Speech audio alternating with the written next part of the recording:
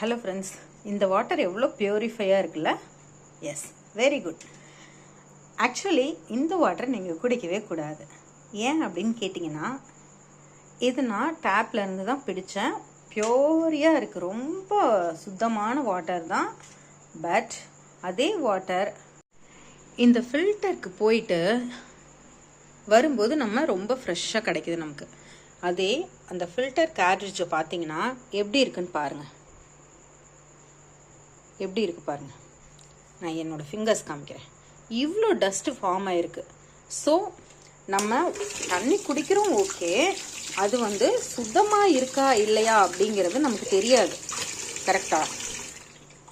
So இப்படி filter பண்ணி நம்ம குடிக்கும்போது தான் இதில் எவ்வளோ டஸ்ட் இருக்குங்கிறதே நம்மளால் யூகிக்க முடியுது. ஸோ முடிஞ்ச அளவுக்கு நீங்கள் கேன் வாட்டர் இருந்தாலும் சரி, இல்லை டேப் வாட்டரை கொதிக்க வச்சு குடித்தாலும் சரி, தயவு செஞ்சு இந்த மாதிரி ஃபில்டர் யூஸ் பண்ணி தண்ணியை பியூரிஃபை பண்ணி குடிங்க.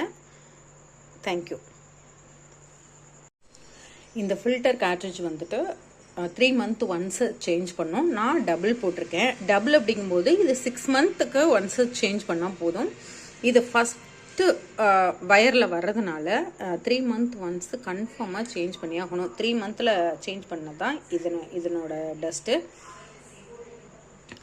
ஒரு பீஸ் 200 வரும். 3 months ஒன்ஸு 200 செலவு பண்ணுறதுல தப்பே கிடையாது. பிகாஸ் சுத்தமான தண்ணி நமக்கு கிடைக்கிறதுனால நம்மளுக்கு ஹெல்த் இஷ்யூஸும் இல்லாமல் இருக்கும். So take care.